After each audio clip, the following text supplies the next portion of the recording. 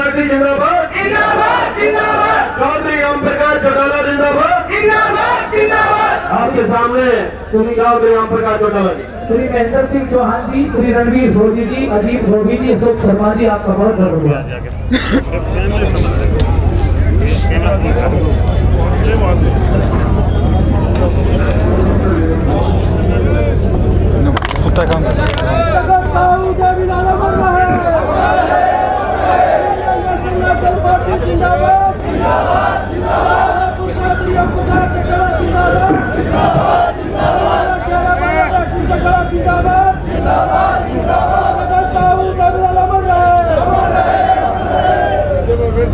ये दो या सकते थे इकट्ठे, एक तो भाग लिया, इसका पता नहीं और कब तक टिकेगा। प्रधान जी मंच पर विराजमान विभिन्न राजनीतिक पार्टियों से जुड़े हुए इस कृषि प्रधान देश के मेहनत कश कमेरे का साथ देने के लिए आतुर सभी साथियों, इस सभा स्थल में उपस्थित बड़ौदा विधानसभा क्षेत्र के हर एक गांव से आए हुए सम्मानित बुजुर्गों, माताओं, बहनों, नौजवान दोस्तों और इस कृषि प्रधान देश के उज्जवल भविष्य की बच्चे,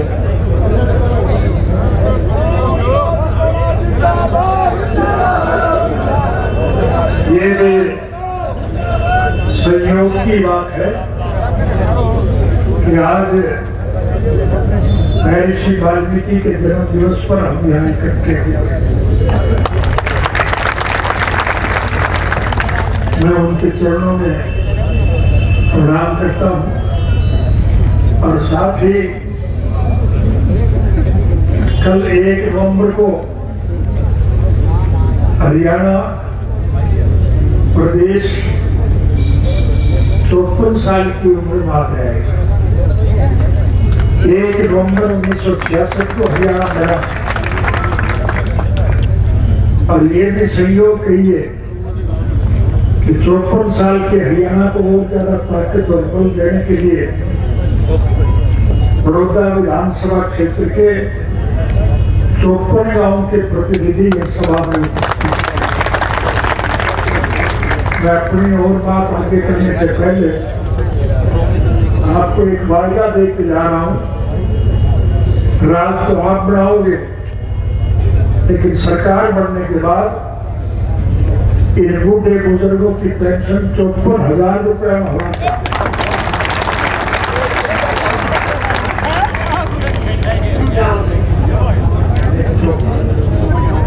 हमारा ये देश कृषि प्रधान देश, इसकी अर्थव्यवस्था केवल खेती पर टिकी। अगर किसान खुशहाल है तो देश मालामाल है, और अगर किसान कंगाल है तो देश का बुरा हाल है। ये मेरे कहने की आवश्यकता नहीं, पूर्व वक्ताओं ने बहुत विस्तार के साथ सारे हालात से आपको अवगत कराया और टैक्स में प्रमाण की जरूरत नहीं। आज इस देश का हर नागरिक, चाहे कोई किसी भी धर्म और मजहब को मानता है, किसी भी जाति का है, किसी वर्ग से जुड़ा हुआ है, और चाहे किसी के रोजगार, व्यवसाय और कारोबार का कोई भी साधन क्यों ना, चाहे हिंदू है, सिख है, मुसलमान है, ईसाई है, चाहे हरिजन है, चाहे बैकवर्ड, चाहे व्यापारी है या कर्मचारी, चाहे कारखानेदार है या मजदूर है, चाहे किसान है या कमेरा है, इस देश का हर नागरिक आज बहुत दुखी है, परेशान। और परेशान जो है तो सरकार के गलत किए हुए कामों की वजह से। मैं और ज्यादा विस्तार में ना जाऊंगा, मुझे 7-8 मंडियों में जाने का भी मौका मिला। मंडियां घी से भरी पड़ी है। मैंने दुकानदारों से भी पूछा, किसानों से भी पूछा कि इतने ढेर लगे हुए हैं कि जीरी उठाई नहीं जा रही, लोगों ने बताया कि सरकार खरीद नहीं है। बाहर सड़क पे ट्रैक्टर ट्रालियां भरी खड़ी और उनका मुंह मंडी की बजाय गांव की तरफ। मैंने उनसे पूछा, भाई तुम मंडी में आए हो, बाहर क्यों खड़े? उन्होंने कहा कि कोई खरीद नहीं रहा है, उल्टा घरों को वापस ले जा रहे हैं। किसान अपने उत्पादन को मंडी में बेचने के लिए ले जाता है और जब उसे निराश होकर के वापस घर को जाना पड़ता है तो उसे पीड़ा होती है कि नहीं होती है?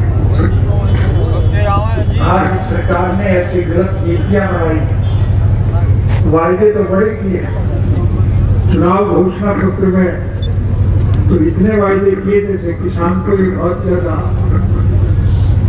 धनवान बना दें, लेकिन हालत ऐसी हो गई है कि उन वायदों पे अमल नहीं किया जा रहा, उल्टे ऐसे कानून बनाए जा रहे हैं जिसकी वजह से किसान और कन्या आज सबसे ज्यादा दुखी और परेशान।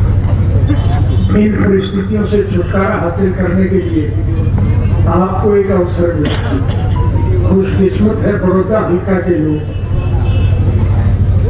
जिन्हें नए सिरे से अपने मत का प्रयोग करने का एक मौका मिला। 3 नवंबर को आपके विधानसभा क्षेत्र के चुनाव हो रहे हैं। इंडियन नेशनल लोकल पार्टी के प्रत्याशी अभी आपसे मुखातिब हो चुके हैं। पलट करके आपसे एक बात पूछना चाहूंगा कि क्या इंडियन नेशनल लोकल का ये प्रत्याशी पिछला चुनाव हारने के बाद भी आपसे निरंतर जुड़ा रहा या नहीं जुड़ा रहा? आपके दुख सुख में ये भागीदारी करता रहा या नहीं करता रहा? आपके अधिकारों के लिए ये निरंतर संघर्ष में जूझता रहा या नहीं? जोगिंदर सिंह मलिक का कोई व्यक्तिगत स्वार्थ नहीं, कोई राजनीतिक स्वार्थ नहीं, ये संघर्षशील और जुझारू कार्य करता है। ये तो स्वर्गीय चौधरी देवीलाल जी के स्वप्न साकार करने का मकसद है। इंडियन नेशनल लोकदल रूपी पौधा चौधरी देवीलाल जी के देश और हम सब लोग जो यहाँ बैठे हैं अपने खून से उस पौधे को सींचने का काम करते हैं ताकि ये पौधा अच्छा फलदार बढ़े और लोग इसका लाभ उठा सकें। लेकिन आज परिस्थितियां इसके बिल्कुल उलट, आज इसके विपरीत कार्यक्रम हो रहे हैं। हरियाणा प्रदेश के जैसे मैंने जिक्र किया कि 1 नवंबर 1966 को बना और 38 साल के अरसे में लगभग 45,000 करोड़ का कर्जदार था। और फिर इंडियन नेशनल लोकल पार्टी की सरकार बनी, हमने उस कर्जे को ही नहीं उतारने का काम किया बल्कि इस प्रदेश के हर नागरिक को हर प्रकार की सुविधा प्रदान करने। सरकार आपके द्वार कार्यक्रम के तहत सरकार आपके गांव में हर वर्ष आते थे या नहीं आती? आप जो मांग रखते थे वो सारी मांगे आपकी पूरी की गई थी या नहीं की? हम चाहते हैं कि विकास के कामों को गति मिले और इस देश के हर नागरिक को सारी सुविधाएं मिल सके। ये हमारी एक सोच। इस सोच को सिरे चढ़ाने के लिए आपको एक अवसर मिला है। हमारे विरोध पक्ष के लोग इवन मुख्यमंत्री महोदय भी घोषणा करते हैं गांव में तो नहीं जा सकते, गांव में तो इनकी पिटाई होती है, लोग घोषणा नहीं देते क्योंकि इनके किए हुए गलत कारनामों की वजह से लोग दुखी और परेशान। लेकिन मुख्यमंत्री भी ध्यान देते हैं कि एक सीट जीतने से क्या फर्क पड़ेगा, ये मुझे कहने की आवश्यकता नहीं। आज हरियाणा प्रदेश का नहीं, इस देश का हर नागरिक मौजूदा शासन तंत्र से दुखी है या नहीं? दुखी है जी, दुखी है। और हर आदमी की जबान पर एक बात है, आप विरोधी से भी पूछोगे तो वो भी यही कहेगा कि जितने भी सरकारें हरियाणा प्रदेश में बनी उनमें सबसे अच्छी सरकार इंडियन नेशनल लोकल पार्टी। हमने ठीक काम किए, लोगों को सुविधाएं प्रदान की। स्वर्गीय चौधरी देवीलाल जी के किए हुए कामों का अगर मैं उल्लेख करूंगा तो बहुत समय लगेगा। उन्होंने गांव के विकास के लिए अच्छी योजनाएं बनाई। आपकी नहरों में 24 घंटे पानी चलाया, 24 घंटे आपको बिजली दी, अच्छे बीज मिलते थे, सस्ती खाद मिलती थी, अब किसान को उसके उपयुक्त लाभ मूल्य मिला करता। दुकानदारों को एक प्रकार की सहूलियत है। हमने शहरों में, कस्बों में गलियां और सड़कें पक्की करने का काम किया, उनको रोजगार के अवसर प्रदान किए और उसी का परिणाम निकला कि दूसरे प्रदेशों के और दूसरे देशों के अच्छे बड़े कारखानेदारों ने हरियाणा प्रदेश में आकर के अपने कारखाने लगाए। उसमें लोगों को रोजगार मिला, प्रदेश की आमदन बढ़ी। हमने छात्र कर्जे को कम किया, वह आपके विकास के लिए दिल खोल करके पैसा खर्च किया और विकास के कामों को गति दी। इस नालायक सरकार का अगर मैं जिक्र करूं, हरियाणा प्रदेश में हमारी सरकार 2005 में जब गई थी, यहाँ कांग्रेस को सरकार बनाने का अवसर मिला और 10 साल के अरसे में कांग्रेस पार्टी की सरकार के मुखिया ने 48,000 करोड़ का कर्जा लिया और एक भी ईंट विकास के नाम पर कहीं नहीं लगाई। अगर वो आए तो उससे पूछना, आ नहीं पाएगा क्योंकि लोग उन्हें गांव में घुसने नहीं दे रहे, उनके किए हुए गलत कारनामों की वजह से लोग दुखी। लेकिन आए तो उससे पूछना कि तुमने ये कर्जा इसलिए लिया था और उस कर्जे का क्या उपयोग हुआ, विकास के नाम पर कोई काम किया। मैं हमारी सरकार के विकास के किए हुए कामों को अगर गिनाने लगूंगा तो बहुत समय लगेगा। प्रत्यक्ष में प्रमाण की रूप में आप सबको इस बात का एहसास है कि हमने आपकी मूलभूत जरूरियात पूरी की थी। स्वर्गीय चौधरी देवीलाल जी का एक नारा था कि आम नागरिक की मूलभूत जरूरियात रोजी रोटी, कपड़ा, मकान, शिक्षा और स्वास्थ्य का प्रबंध सरकार के द्वारा किया जाए और इसके लिए वो निरंतर संघर्ष में जूझते रहे। हम तो केवल उनके स्वप्न साकार करने के पक्षधर हैं। इसलिए मैं आपसे निवेदन करने आ रहा हूँ कि एक सीट का चुनाव नहीं है, इससे समूचे राष्ट्र की परिस्थितियां बदल जाएंगी।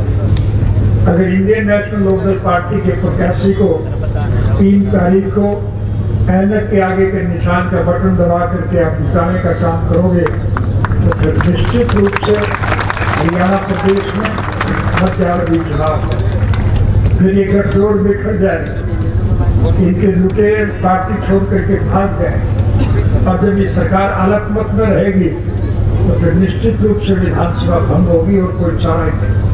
और विधानसभा जब भंग होगी तो फिर मध्यावधि चुनाव होगा और जब मध्यावधि चुनाव होंगे तो फिर इंडियन नेशनल लोकदल पार्टी को सरकार बनाने का अवसर मिलेगा कि नहीं मिलेगा। और जब हमें सरकार बनाने का अवसर मिलेगा तो मैं आपसे उठ के पूछता हूँ कि अगर हमने अतीत में अच्छे काम किए हैं तो भविष्य में और ज्यादा अच्छे काम किए। संस्कृत में आपसे एक ही बात कह के जा रहा हूँ, राज बना लो फिर सारे ग्रुप में मारे जाने करते गए, तुम्हें कोई दिक्कत और परेशानी नहीं आएगी, बल्कि सरकारें आपको प्रणाम करके आगे चलेंगी। इसलिए हमें प्रसन्नता है कि आज आपके सहयोग और समर्थन के लिए हमारी पार्टियों के जो एक साथ सोच के मालिक हैं, ये सभी राजनीतिक पार्टियों के लोग जो आज आपके साथ शामिल हो रहे हैं, ये आपको मजबूत इसलिए बनाना चाहते हैं ताकि प्रदेश की नकल देश के दूसरे हिस्सों के लोग नहीं करेंगे और समूचे राष्ट्र में एक बहुत बड़ा परिवर्तन आए। आज की सरकार का मैं ज्यादा चर्चा नहीं करूँगा, समय बहुत लग गया, लेकिन जहाँ हमने 10-10 हजार करोड़ के कर्जे वापस करने का काम किया, आज हरियाणा प्रदेश की सरकार के सर पर लगभग 2 लाख करोड़ रुपए का कर्जा है। 2 लाख करोड़ का कर्जा है। उनसे कोई पूछे कि ये कर्जा किस बात का है? विकास के लिए तो कहीं एक ईंट नहीं लगी, तो फिर कर्जा कहाँ है? आज कर्मचारियों को भी तनख्वाह देने के लिए पैसा नहीं है इनके पास। हर महीने सरकारी कर्मचारियों को तनख्वाह देने के लिए इन्हें लोन लेना पड़ता है और वो कर्जा निरंतर बढ़ता जा रहा है। कैसे उतरेगा ये कर्जा? उत्पादक को उसके पैसे मूल्य मिलते हैं, ये पैसा लूटा जा रहा है। ऐसे कानून बनाए जा रहे हैं जिनका मैं उल्लेख नहीं करूंगा, मुझसे पूर्व वक्ताओं ने बताया और आप सब जानकार हैं। ऐसे कानून बनाए जा रहे हैं जिससे योजनाबद्ध तरीके से इस देश के मेहनत कश कमेरे का पैसा इस देश के मुख्य और बड़े जो उद्योगी घराने, चाहे वो अंबानी है चाहे अडानी है, उनकी तिजोरियों में जाता है और उस पैसे को सीधे सरकार में बड़े में लोग खा रहे।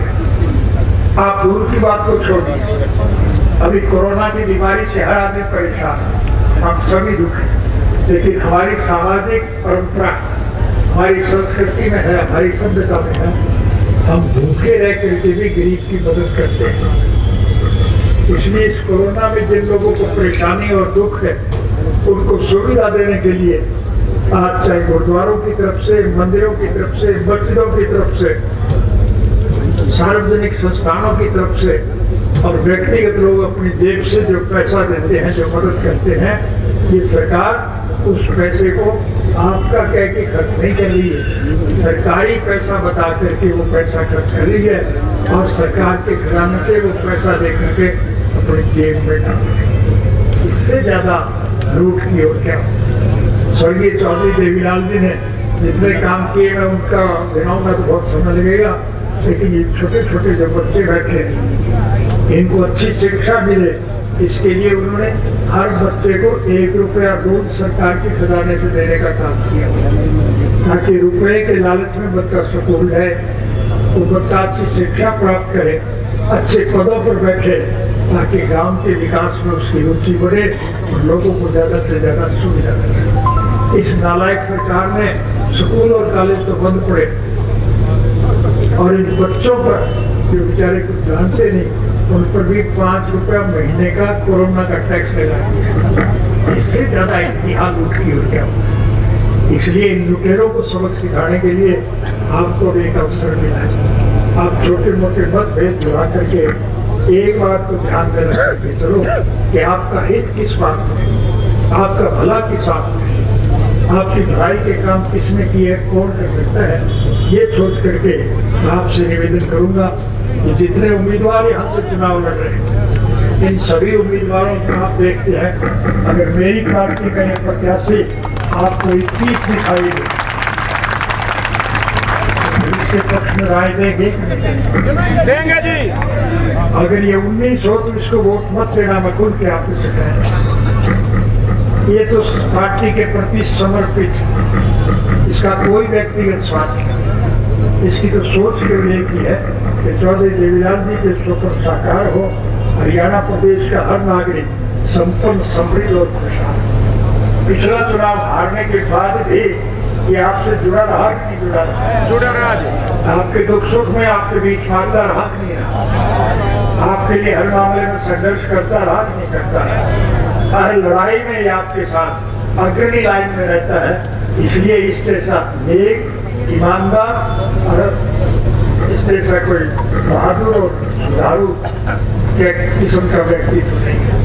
दूसरे साथी कौन लड़ रहे हैं मैं किसी का चर्चा नहीं करना चाहता, लेकिन मेरी पार्टी का प्रत्याशी आपका सहयोगी है, आपका समर्थक है, आपके मोटा दिखाई देता है।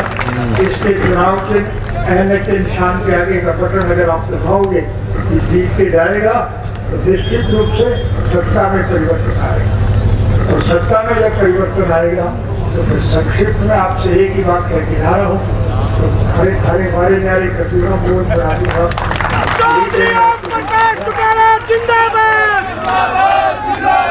इंडियन नेशनल लोकदल पार्टी जिंदाबाद। आप इतने भारी संख्या में आए, मैं आपसे एक ही निवेदन करना चाहूँगा, एक एक व्यक्ति से संपर्क स्थापित करो, कोई रूट है उसे बनाओ, और एक एक वोट जो है 3 तारीख को इंडियन नेशनल लोकदल पार्टी के प्रत्याशी योगेंद्र सिंह मलिक के चुनाव से एनएक के निशान का बटन दबाओ। यही आपसे कहने रहा था। आप सबका बहुत बहुत धन्यवाद।